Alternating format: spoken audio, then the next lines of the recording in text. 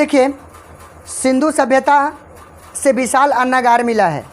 कहाँ से? तो कहिएगा मोहनजोदड़ो से। कहाँ से मिला है? तो एक अन्नागार बेटा हड़प्पा से भी मिला है, जिसमें 6-6 की इकाई में कुल 12 कमरे थे। बेहरल महोदय ने इसे क्या बता दिया है ना? विचित्र चीज़ बताया है ना, विचित्र चीज़। पुरातात्विक साक्ष्य का यह विचित्र चीज़ था। घोड़े की हड्डी का साक्ष्य कहाँ से मिला है? तो कहिएगा सुतकोंडा से। कहाँ से मिला है ना? घोड़े की हड्डी का साक्ष्य सिंधु घाटी सभ्यता के किस स्थल से मिला है? तो कहिएगा सुतकोंडा से। किससे मिला है? सुतकोंडा। समझ में आ गया? अगला देखिएगा, सिंधु घाटी सभ्यता का सबसे विशिष्ट पुरातात्विक साक्ष्य क्या है? तो कहिएगा मोहर। विशिष्ट मतलब बढ़िया है ना। पुरातात्विक साक्ष्य जो है वह क्या है बेटा? मोहर। क्या है? मोहर। अगला है, हल से जुते हुए खेत का साक्ष्य। हल से जुते हुए खेत का साक्ष्य कहाँ से मिला है? तो कहिएगा कालीबंगा से। कहाँ से मिला है? हल से सबसे पहले खेत कहाँ जोता गया था? कालीबंगा। कहाँ से? समझ में आ गया? कालीबंगा किसके लिए प्रसिद्ध था? काली रंग की चूड़ी। काली रंग की चूड़ी के लिए। लाठी कहाँ बनता था? कालीबंगा में। कहाँ बनता था? कालीबंगा। किसके लिए प्रसिद्ध था? काली रंग की चूड़ी के लिए। हड़प्पा सभ्यता में अग्निकुंड कहाँ से मिला है? तो कालीबंगा। कालीबंगा से मिला है बेटा अग्निकुंड। क्या मिला है? अग्निकुंड। तो इससे साफ जाहिर होता है कि पहले के लोग भी पूजा पाठ करते थे। पहले के लोग क्या करते थे? पूजा पाठ करते थे। अगला क्वेश्चन है, हड़प्पा सांस्कृतिक निम्नलिखित में से किस पर आधारित है? तो कहिएगा व्यापार पर। किस पर आधारित है? व्यापार पर। मोहनजोदड़ो सब लोग क्या करने आते थे? व्यापार करने के लिए आते थे। सिंधु घाटी सभ्यता के लोग क्या थे? घोड़ा से अपरिचित थे। घोड़ा से क्या थे? अपरिचित थे। जब घोड़ा लेके आया न तब बोला बाप रे यह कितना विचित्र है न। कैसा है? विचित्र जानवर है। कैसा जानवर है? तो अपरिचित थे तब न। अगला देखिएगा, हड़प्पा सभ्यता की सबसे महत्वपूर्ण विशेषता क्या है? नगर योजना। नगर योजना इसका इतना विचित्र था कि पानी निकास के भी जगह था, नाली और नाला के जगह था। तो सिंधु घाटी सभ्यता में लोग जो क्या खोलते थे? लोग जो मतलब दरवाजे खोलते थे उस सड़क के किस ओर? पीछे की ओर खोलते थे। सड़क के ओर नहीं खोलते थे कि धक्का उक्का लग जाएगा। अगला देखिए, पशुपति शिव की मोहर पर किस पशु का चित्र नहीं है? तो याद करिएगा, सांड का चित्र नहीं है, बाघ का है, हिरण का है और भैंसा का है, लेकिन सांड का चित्र नहीं है। अगला क्वेश्चन, सुमेर से प्राप्त अभिलेख में किस देश को नाभिकों का देश कहा जाता है? तो कहिएगा मेहुला को। किस देश को? देखिए, सुमेर से प्राप्त अभिलेख में किस देश को नाभिकों का देश कहा जाता है? तो कहिएगा मेहुला। सिंधु सभ्यता का कौन सा स्थल सिंध का बाग कहा जाता है? तो कहिएगा मोहनजोदड़ो को बेटा सिंध का बाग कहा जाता है। सिंधु घाटी सभ्यता का एक ऐसा स्थल है जिसका नाम है मोहनजोदड़ो, उसे क्या कहा गया बेटा? सिंध का बाग कहा गया है। अब देखिए, यहाँ क्वेश्चन है कि सिंधु सभ्यता के किस स्थल से शतरंज की खेल का प्रमाण मिला है? तो लोथल से। सोचो, लोग पहले दिमागी खेला खेलते थे, शतरंज खेलते थे, तो शतरंज दिमागी खेला नहीं है, तो इसका भी प्रमाण कहाँ से मिला है? लोथल से मिला है। चलिए ठीक है। धौलावीरा किस राज्य में स्थित है? तो कहिएगा गुजरात में। किस राज्य में स्थित है? गुजरात में है। पुरातत्व के अंतर्गत निम्नलिखित में से कौन सा एक नहीं है? तो कहिएगा साहित्य का कोई प्रमाण नहीं है। सिक्का भी मिला है ना, अभिलेख भी मिला है ना, भगवान की मूर्ति का भी अभी अभिलेख भी मिला है ना, लेकिन साहित्य का प्रमाण नहीं मिला है। उसके बाद कहा जाता है कि भारतीय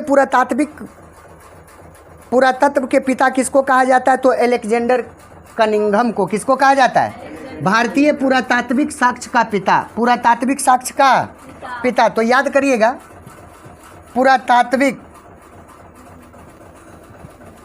पुरातात्विक साक्ष्य का पिता किसको कहा जाता है? तो कनिंघम को। किसको कहा जाता है? Alexander Cunningham. किसको कहा जाता है? अलेक्जेंडर कनिंघम को कहा जाता है। समझ में आ गया? पुरातात्विक साक्ष्य के या क्या थे? पिता थे। सिंधु सभ्यता को किस क्षेत्र के अंतर्गत रखा गया है? तो कहिएगा सिंधु सभ्यता को जो रखा गया है बेटा आद ऐतिहासिक काल के क्षेत्र में। आद ऐतिहासिक काल के क्षेत्र में सिंधु सभ्यता को किस क्षेत्र के अंतर्गत रखा गया है? तो कहिएगा आद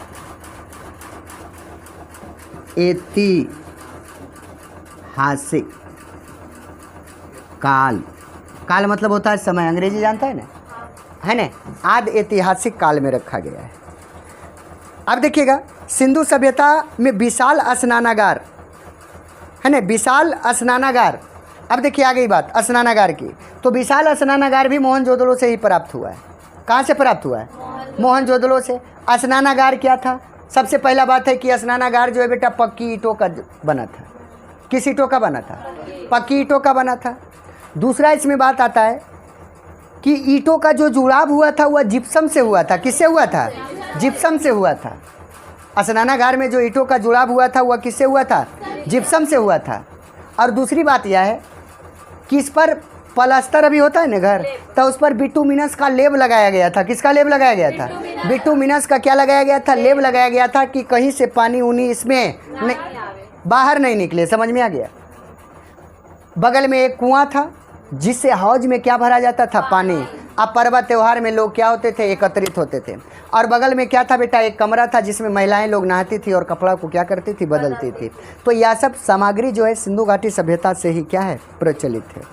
चलिए कितना क्वेश्चन हो गया इसमें? 28 क्वेश्चन।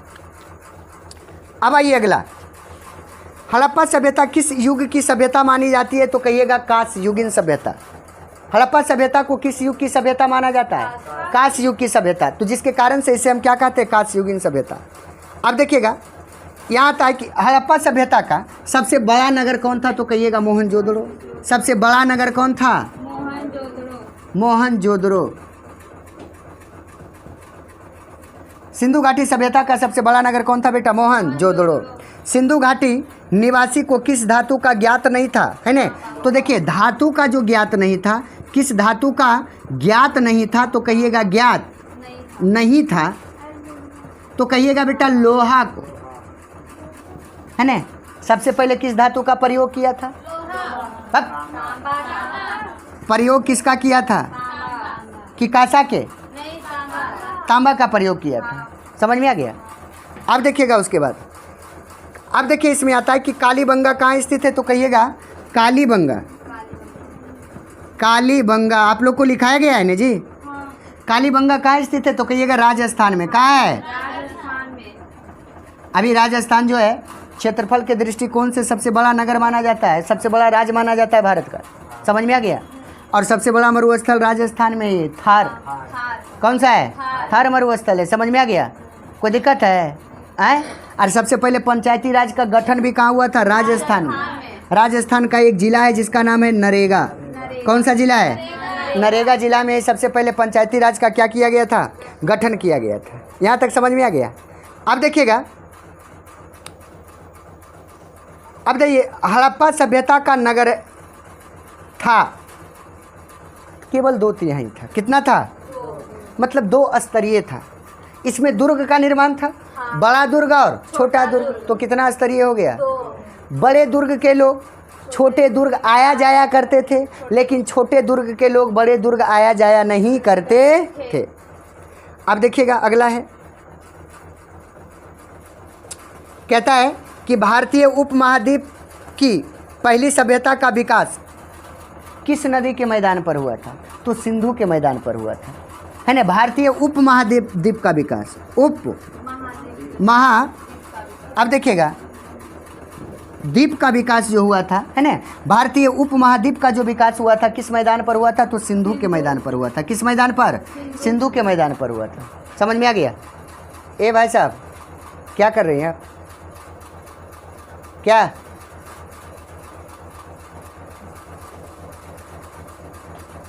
है?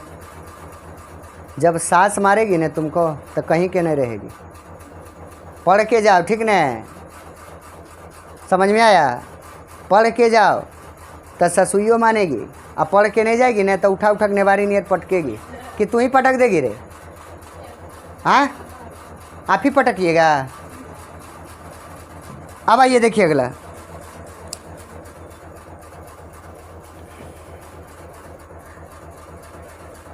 निम्न किस स्थल में कारखाने पाए जाने से मनक्के को बनाने जाने की प्रक्रिया स्पष्ट होता है? तो याद करिए, हम एक बात बताए थे, इसको मिटा दें। एक स्थान था बेटा जिसका नाम था चनहुदड़ो। क्या नाम था? चनहुदड़ो में सबसे पहले कारखाना था। मनक्का बनाने का। क्या बनाने का जी? हाँ,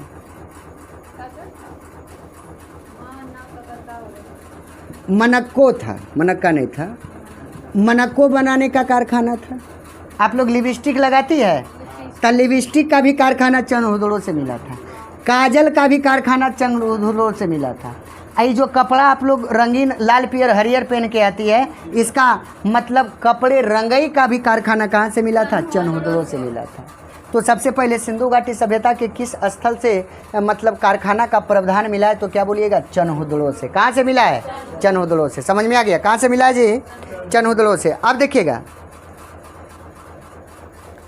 कहता है कि किस स्थल से खांचेदार खेत का प्रमाण मिला है? तो कालीबंगा से।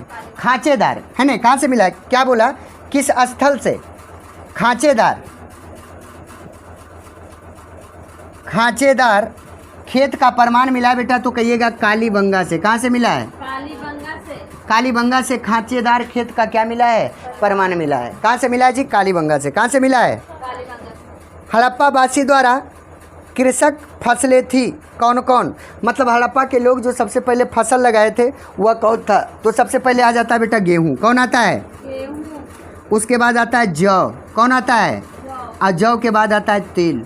मतलब हड़प्पा के लोग सबसे पहले खेती किसका करते थे? गेहूं का, जौ का, और उसका किसका कर देते थे? तिल का। किसका करते थे? तिल का। अब देखिएगा, अगला क्वेश्चन है, हड़प्पा सभ्यता में पाई गई मोहरें आम तौर पर किस प्रकार की होती थी? तो कहिएगा चौकोर होता था। कैसा होता था? सिंधु सभ्यता में, मतलब हड़प्पा सभ्यता में जो मोहर था, हड़प्पा सभ्यता में क्या था बेटा? जो मोहर था वह कैसा था? तो कहिएगा चौकोर। कैसा मोहर था? चारों पट्टी घेरल था, चौकोर। इस प्रकार से मोहर होता। समझ में आ गया? कोई दिक्कत है? उसके बाद अगला क्वेश्चन है, हड़प्पा निवासी पूजा करते थे। देखिए ऑप्शन में दिया है मात्र देवी, मात्र आत्माओं का, पौराणिक का, और इनमें से सभी। इनमें से तो हम पहले ही बताए थे कि हड़प्पा वासी के लोग जो थे वह मात्र देवी की पूजा करते थे। किसकी पूजा करते थे? मात्र देवी की पूजा करते थे, और किसी का पूजा नहीं करते थे। समझ में आ गया? हड़प्पा सभ्यता के लोग किसकी पूजा करते थे बेटा? मात्र देवी की पूजा करते थे। किसकी पूजा करते थे?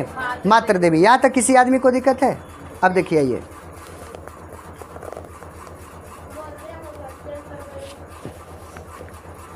अगर चेंज नहीं करवाएगी तो क्या होगा?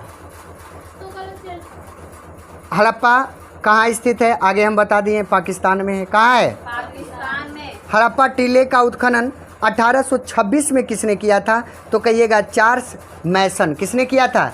चार्ल्स मैसन। 1921 में किसने किया था? दयाराम साहनी। लेकिन 1826 में बेटा चार्ल्स मैसन ने किया था। मोहनजोदड़ो किस भाषा का शब्द है? तो कहिएगा मोहनजोदड़ो को बसाया गया सिंधु नदी के तट पर। किस नदी के तट पर? सिंधु नदी के तट पर बांध बना के। तो मोहनजोदड़ो किस भाषा का शब्द है? तो कहिएगा सिंधु भाषा का है। किस भाषा का है? मोहनजोदड़ो किस भाषा का शब्द है? तो कहिएगा भाई साहब सिंधु भाषा का शब्द है। किस भाषा का शब्द है? मोहनजोदड़ो किस भाषा का शब्द है जी? सिंधु भाषा का शब्द है। अब देखिएगा, अगला है कि पहली बार दयाराम साहनी ने 1921 ईस्वी में कहाँ उत्खनन करवाया था? तो हड़प्पा में, क्योंकि हड़प्पा का खोज दयाराम साहनी ने किया था। किसने किया था?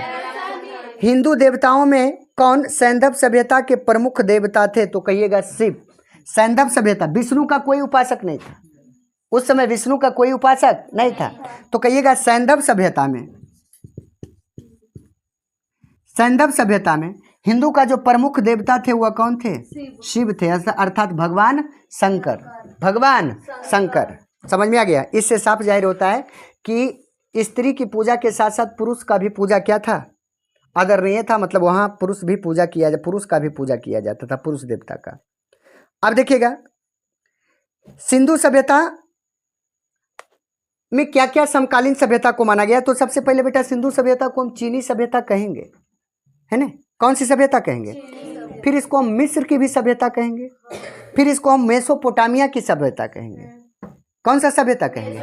मेसोपोटामिया की सभ्यता भी कहेंगे। इसको हम कांस्य युगीन सभ्यता भी कहेंगे। इसको हम शांति प्रधान सभ्यता भी कहते हैं, क्योंकि कहीं से हथियार और युद्ध स्थल का प्रमाण नहीं मिला है ना? कहीं से भी युद्ध स्थल और शांति का, युद्ध स्थल और हथियार का प्रमाण नहीं मिला था। अब देखिएगा बनवाली किस राज्य में स्थित है, तो कहिएगा हरियाणा में।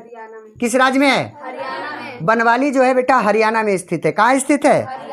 कालीबंगा किस नदी के किनारे बसा है, तो आप लोग जानते होंगे, है ना, हरी कंघी लेभो मौसी, हरी कंघी तका से कालीबंगा और घा से घघर। तो कालीबंगा किस नदी के तट पर बसा है? घग्घर नदी के तट पर बसा है। क्लियर हो गया। अब देखिएगा कलकत्ता के एशियाटिक सोसाइटी की स्थापना की थी, तो विलियम जेम्स। किसने किया था? William James. अब देखिए हड़प्पा सभ्यता का प्रशासन था, कैसा प्रशासन था, तो कहिएगा नगर पालिका जैसा था। कैसा प्रशासन था? नगर पालिका जैसा था। हड़प्पा सभ्यता का जो प्रशासन था वह कैसा था बेटा? नगर पालिका जैसा था। मोहनजोदड़ो किस नदी के किनारे स्थित है? अभी बताएं, सिंधु नदी के किनारे। हड़प्पा सभ्यता भारत के किस भाग में विकसित है, तो कहिएगा पश्चिमी उत्तर भाग में। हड़प्पा सभ्यता जो है भारत के किस भाग में स्थित है? पश्चिमी उत्तर भाग में है, मतलब पश्चिमी भाग में। लोथड़ किस नदी के किनारे रे? भोगवा। ला से लोथड़, भा से भोगवा। समझ में आ गया। सिंधु सभ्यता में मोहर बनता था पकी हुई मिट्टी का। किसका बनता था? और पकी हुई मिट्टी को बेटा खेलखाड़ी कहा जाता था। क्या कहा जाता है? अब अगला क्वेश्चन है कि आलमगीरपुर कहाँ स्थित है, ये तो सब जानते होंगे। कहाँ है? उत्तर प्रदेश में। आलमगीरपुर कहाँ स्थित है? उत्तर प्रदेश में है। मानव द्वारा सर्वप्रथम किस धातु का उपयोग किया गया? बहुत अच्छा क्वेश्चन है। तांबा का। किसका उपयोग किया गया? मनुष्य जो है सबसे पहले तांबा का उपयोग किया था। किसका उपयोग किया था? तांबा का उपयोग किया था। समझ में आ गया। तो पहला चैप्टर का बेटा हम ऑब्जेक्टिव हिस्ट्री का क्लियर कर दिए हैं। समझ में आ गया। और इसको आप वीडियो को देखते रहिए।